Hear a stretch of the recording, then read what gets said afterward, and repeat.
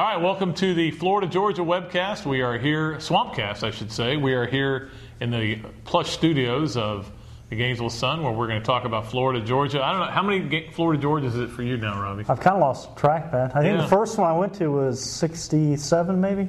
66, actually. Yeah, I was at 66. Saw Spurrier get bludgeoned by that defense of the Dogs, which was pretty tough. Sat through the rain, 68. Saw that one, too. Yeah, I've been to, I don't know, probably in the high 20s, early 30s. Yeah. But it's a special game, and it's different. It's different from anything else. I know there's been some movement to move it to either Atlanta or home and home, and I was one of those guys who thought it would be a good idea, but the more I've thought about it, this is really something special. Yeah, it's unique. It's like a bowl game, and like Coach Meyer was saying, it's like the only one of two in the whole country. That, you got to preserve it right now. When a team loses 4 or 5 in a row, that's when they want to move the game. Yeah, well, so that's where Georgia is now. That's where Florida was back in the 80s. And they should have 70s, 80s. Move it. I've been to Texas, Oklahoma. There's no comparison. Yeah. Florida, Georgia is really something special. But as far as the game goes, is it going to be special for Florida or for Georgia? Florida with 15 out of the last 17 that they've won. And one of those losses came when they fired their coach on Monday. Yeah. So it is a dominance, even though the scores have been very close. Yeah, Spurrier got in Georgia's head back in 90, 91, and Georgia can't get him out or Florida out of their heads, it seems like. I mean, they don't play that great there. They fall behind. They don't catch up. It's just kind of like where Florida was with Georgia back in the 70s. They coach tight. I think Mark Richt is coached tight in that game and probably needs to open it up. But I think the way they should attack Florida, if I'm Mark Richt and their offensive coordinator Mike Bobo, is a lot of short passes, screen passes. You don't have a line that can protect your quarterback for a long time. Not consistently, So you're probably not going to try to go deep. You're going to hit the screens, and they have a lot of screens in their playbook.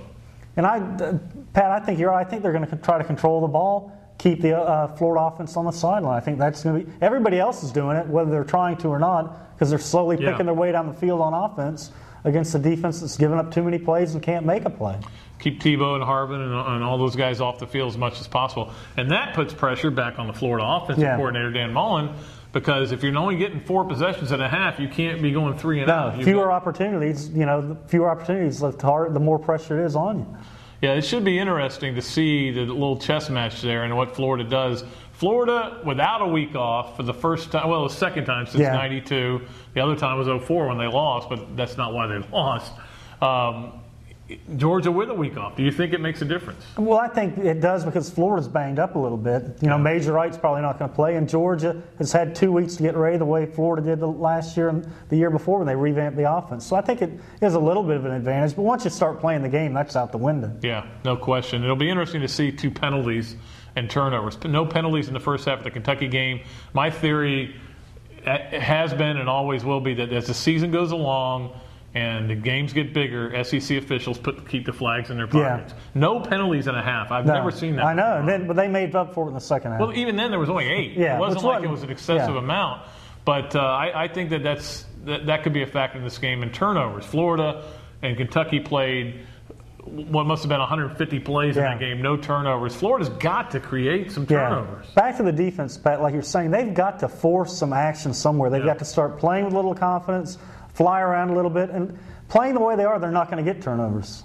Turnovers are playing with confidence and aggression. Neither is there right now. And now you don't have your starting free safety. No, who was the biggest hitter on the team, How aggressive can you be? That's the problem. I think that everybody wants Florida to be more aggressive and be better on defense, and they're trying to just keep them in the game. Yeah. And that's part. And I don't know that I wouldn't do it the same way.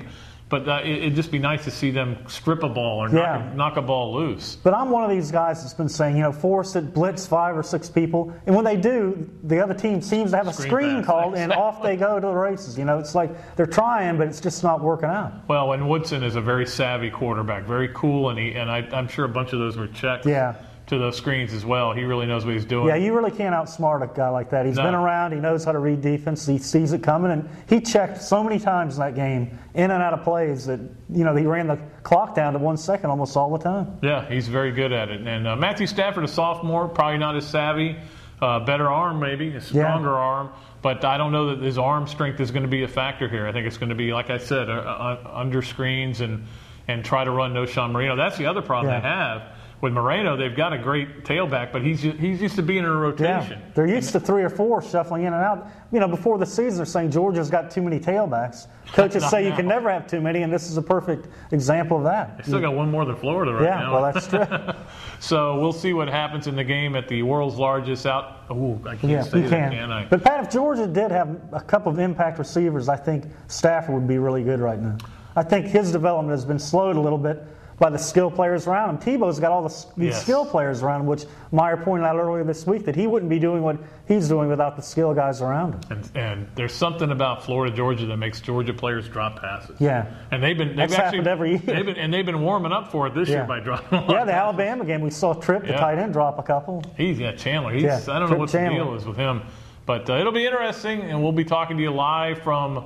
No, it's not the Gator Bowl. It's not Alltel Stadium. So how do you see it playing out, Pat? Who are you Municipal. Who are you going to pick? I'm going to pick the Gators. I just think they're better, and they've got the momentum of 15 out of 17. Yeah. I don't know that matters, but I think mentally, it may give them a little more confidence. I don't think it hurts Georgia they've lost so many because they're saying, okay, this is the year we turn it around. Yeah, I'm picking Florida. Very shaky pick, though. Just because with a defense like this, you can't trust anything that's going to happen. A 21-0 lead in the fourth quarter is not going to seem safe if they get one. Not at all. And they've got to, that's the thing about last year. They get up 21-0, they shut it down on offense because they feel like their defense is good. That's one thing I do like about Florida is if they get up big, I think it's over because I think they'll keep coming after. Yeah, I think they're going to be aggressive on offense. They have to be because of the defense. All this analysis means nothing because in the end, they're going to play it on the field.